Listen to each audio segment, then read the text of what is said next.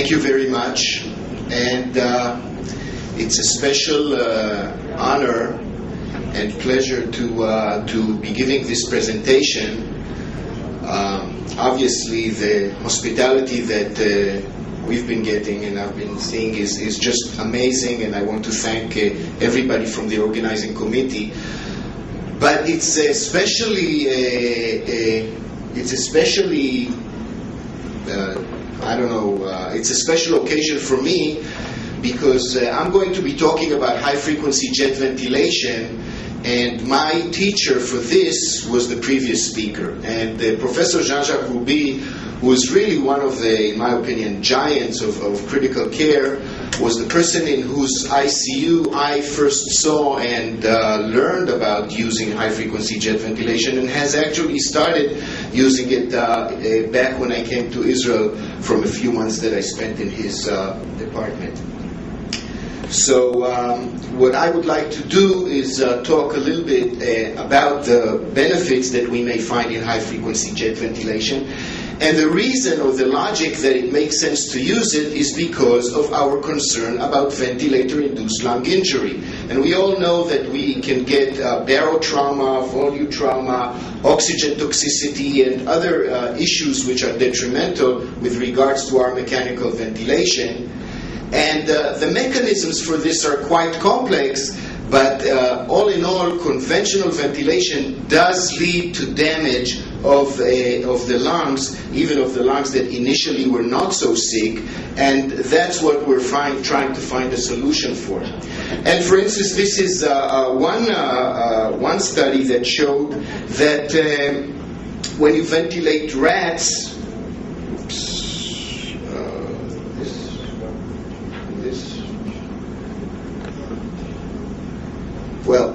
when you try to ventilate rats at high peaks, at high peak inspiratory pressure with low peeps, you can get to a point where you very, very rapidly kill animals that started out this ventilation with normal lungs.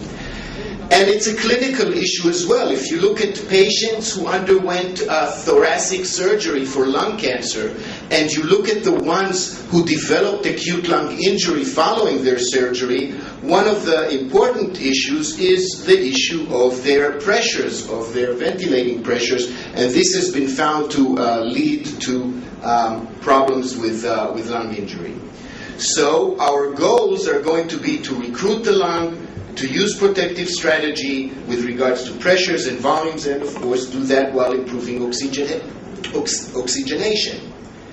And the strategies are going to be to use PEEP, to stay lower than the upper inflection point with regards to the high plateau pressure, to avoid high volumes, and the ARDSnet recommendations talk about less than 6 mLs per ideal body or per predicted body weight of the patient. So the deleterious effects of mechanical ventilation have raised concerns about conventional ventilatory management, and therefore high-frequency ventilation may offer an attractive approach to these patients. And in a pro-con which was published in 2007, Art Slutsky and Ferguson said, and they were talking primarily actually about high-frequency oscillation, but they did say that in summary, by allowing greater end expiratory volume while simultaneously minimizing cyclic end inspiratory stretch, high-frequency oscillation is theoretically better suited than any conventional ventilation for these patients. And when we talk about high-frequency approaches, then we're talking actually, we have a classical definition, which is the conventional ventilation with an active inspiration and a passive exhalation, high-frequency positive pressure ventilation, which is essentially the same but at higher rates, then the high-frequency jet ventilation, already at significantly higher rates, still with an active inspiration but a passive exhalation, and then high-frequency oscillation, which also has an active, it's so rapid that you need to have an active exhalation as well. And with high-frequency ventilation, we're talking about high rates, low tidal volumes. There is significant entrained volume and significant auto-PEEP. And the fact that you have very low tidal volumes makes us question, how do we really ventilate the patients? If we look at the an airway pressure graph of the superimposed of the three ventilatory modes, then if this is the conventional breath, like that, which is pretty slow and has a very extensive difference between the end expiratory and end inspiratory pressure, the high frequency ventilation is going to be significantly lesser than, the high frequency jet ventilation is going to be significantly lesser than that with regards to the high pressure and the low pressure. And the oscillatory pressures may actually have not that much of a difference with regards to the delta, but will maintain a higher mean airway pressure.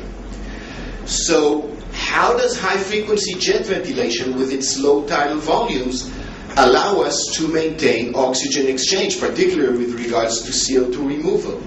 Well, there are a number of mechanisms, including people talk theoretically about bulk flow, some Taylor dispersion. All of these are mechanisms which talk about the fact that when you move the gas so rapidly, it actually leads to better mixture of the gas from the ventilator to the distal airways. But there may also be significantly higher than expected volumes.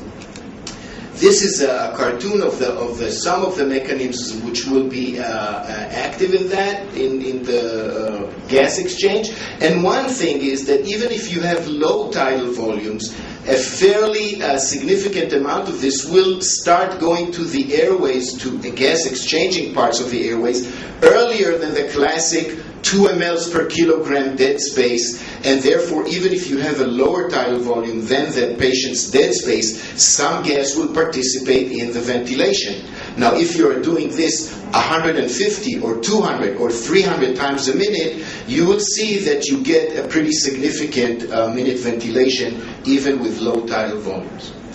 So one of the basic ways of doing it, and this is quite an old slide, was to insert the jet from the ventilator, use the swivel to apply, and I'll show you later how we do it, to apply the airway, the gas which will be used for the entrainment.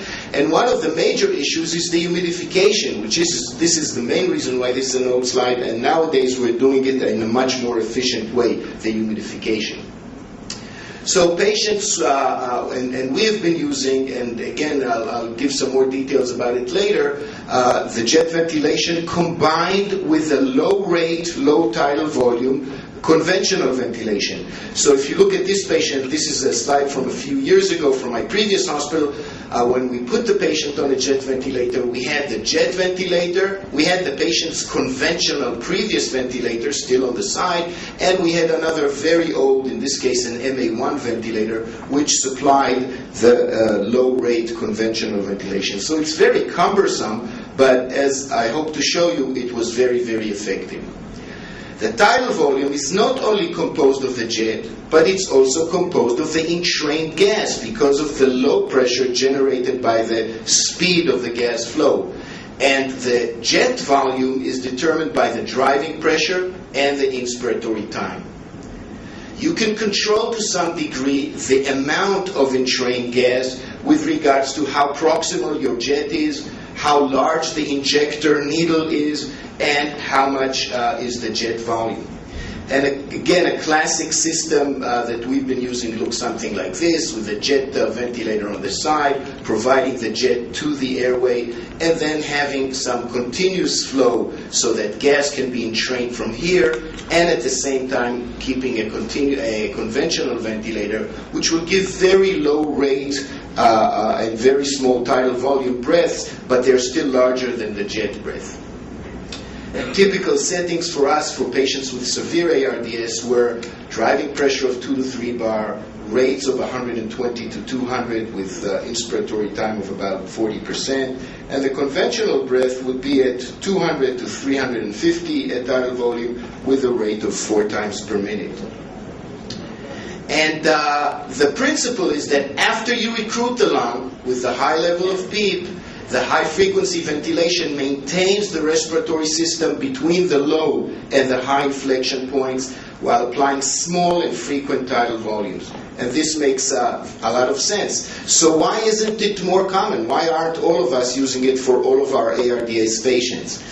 The problem is that there isn't really a lot of data. And one study which looked at this Cochrane analysis review in 2004 looked at it actually in neonates and found that there was some, that the overall analysis did show a benefit in pulmonary outcome, but these were neonates, and in their case they had some increase in brain injury in one of the studies that they looked at in this Cochrane analysis. Another very old study now tried to perform a meta-analysis of the studies having to do with high-frequency jet ventilation, but they could only find 4 studies from the 80s and on that looked at it. And while most of the studies did show a benefit in terms of oxygenation, none of them really showed an impact on outcome. But look, these were very, very small studies, and quite a few of them took the patients while they were very sick, a kind of a last-ditch effort, and in these patients it's extremely difficult to get the benefit. So previous attempts at high-frequency jet ventilation used low inflection volumes and pressures and recruited patients late. Here is an example of a patient that we had quite a few years ago who comes in with severe ARDS. This was with a pneumonia following a myocardial infarction. And this patient at this point is ventilated on quite significant ventilatory support. And then we put him on high-frequency jet ventilation. And just before the high-frequency jet ventilation, he developed barrel trauma, which you can see here in the CT. He also developed an abscess here. And then the abscess was quite significant, and there was beginning very significant consolidation in the other lung. So we put him on high-frequency jet ventilation, and we also drained the abscess. But you can see, particularly with regards to his left lung, that there is a significant improvement in volume, which can be clearly observed. Another patient, this is a patient with a hemonc who came in with severe ARDS. After infection, he was neutropenic because of leukemia. As you can see here, he's placed on high-frequency jet ventilation. He's on nitric oxide. And he is very, very, this is the connection that we used. He's very sick. And this is his chest x-ray while he's on conventional ventilation. And this is his x-ray actually about an hour and a half after he's on the high-frequency jet ventilation. And I think you can clearly see that there is significant recruitment of the lungs. Now this patient also developed pretty severe bowel trauma later, and here is a CT. We took him to the CT, although this was at a time when we were not yet told to try to avoid taking patients to CT. But we took him to the CT. He has a drain. And in the CT, here he is on conventional ventilation, and you see that despite the fact that he has a drain, the lung cannot really be expanded because the leak is quite significant. And when we hook him up to the jet ventilation in the CT, you see that the lung is actually opens up and is recruited. This is another patient, also in the CT. This is a young woman with a pneumonia, and this is the mobile jet ventilator that we were using at the time. And this young girl with a severe pneumonia who developed severe ARDS, this is her chest CT. You can see a few cuts. You see pretty severe ARDS, very, very consolidated posterior areas, not too bad anterior areas. And when she's placed on the high-frequency jet ventilation, you can see that there is opening and recruitment even of the posterior areas. She does develop a certain degree of barrel trauma with this. I should mention a few words on oscillation because probably today there is more data with oscillation, and I'll just mention the study by Dedrock, who did a multi-center study, recruited 140 patients and divided them into patients on oscillation and patients on conventional ventilation. And you can see that if you look at the oxygenation parameters, the patients on high-frequency oscillation did better than the patients on conventional ventilation. And this is actually the oxygenation index, which was not very, very different after a while. And but in terms of the oxygenation index, again, following initiation of high-frequency oxygenation was actually went up, oscillation, I'm sorry. But when you look at mortality, despite the fact, actually this is survival, not mortality, despite the fact that it does look that the patients on oscillation were somewhat higher survivor, it did not reach statistical significance. So we cannot really be sure that it's an effective and standard way that we should be treating these people. In Israel, there are a few groups that are using high-frequency jet ventilation. A hospital in Carmel was kind enough to let me have their data, recent data, which they are now setting up for publication. It's only about 11 patients, and you can see that these are quite significantly severe patients with ARDS. 5 of them with nitric oxide, 6 of them were in prone position. This is the system that they use, which is quite similar, again, a jet with an entrained system and with conventional ventilation coming from another ventilator. This is the conventional ventilator in this case. And these are the patients with pneumonia, empyema, blast patients. There was a patient with a blast from severe trauma. And what they showed is that they had a pretty significant improvement almost immediately after putting the patients on jet ventilation with regards from a PaO2 over FiO2. The mean, at the same time, they could reduce the mean airway pressures, and in 10 of 11 patients, the high-frequency jet ventilation was well tolerated. Of course, before we saw that only 6 of these patients survived, but these were due to a severity of their injuries. But at least symptomatically, the ventilatory mode was quite beneficial. And they concluded that high-frequency jet ventilation was well tolerated, it improved oxygenation, and it can be used as an alternative or in addition to other rescue techniques. And I want to show a very, very recent patient, just from a month ago in my hospital, where we had a patient. This is the patient's saturation. This is a patient who had a leak, severe ARDS, following a leak because of after a gastrectomy. And the patient is being placed on more and more advanced or aggressive ventilation, 100% oxygen, and when we put her on 100% oxygen, people of 12 or 15, her saturation is still significantly below 90. Her saturation was 80-something. And, it was 90. And then we put her on jet ventilation. And look how rapidly her saturation improved, and the reason we see it kind of coming down now is because within a couple of hours we could wean the oxygenation, the FiO2, quite significantly. So this was the jet ventilator that we're using now. It's a newer ventilator, and this is how her ventilation looks when she's placed on the ventilator. And I have to quote again something from Professor Rubi's department, that when I saw the first patient on high-frequency ventilation, somebody there said to me, "Can this be barotraumatic?" And it does really look like it's going to be difficult to create barotrauma with this, because the changes are so limited. And again, another view of the patient. And a few days later, the patient improved a little bit. She was still on high-frequency jet ventilation. We had to take her to the OR because of a recurrent leak. So she's taken to the OR and placed on conventional ventilation. 100% oxygen, PEEP of 12 or 13, and look what happens. This is the saturation now in our OR. This is a print from the monitor. And the saturation, it's not really zero. The range here comes to 80. But it actually was far, far lower. It's just below the scale. The reason you see a jump in the arterial pressure here is because we were pretty sure she's going into cardiac arrest, and I gave her a push of adrenaline at this point, which increased her heart rate, her blood pressure, and kept her alive. And then we called for the high-frequency jet ventilator. We don't have many of those. We just have the one, and that was left in the ICU. So we called for the high-frequency jet ventilator, hooked her up to that, and it was really one of the most dramatic increases in oxygenation that we've seen. And I'm talking about a patient who for quite a while before that was severely hypoxemic. A few experienced anesthesiologists were trying to manually hand ventilate her, were trying to ventilate her with high PEEP, with some lower PEEP, high pressures, etc. But once we put her on the jet, it was almost immediate that she went up to very high, to normal saturation, and we could wean down the FiO2.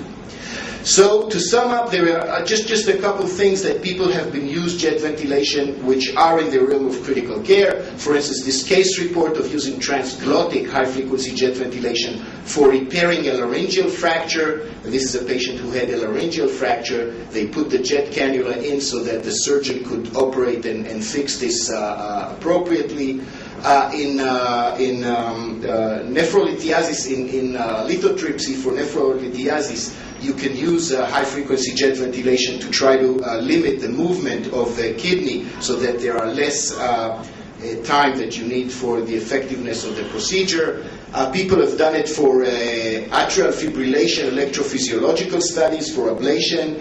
And it's also been shown to improve the quality, in one case who actually came from the ICU, to have a cardiac CT because of suspicion of coronary problems, and they couldn't perform it because of movement of the chest wall, and so they put the patient on a high-frequency jet ventilator and got good quality images.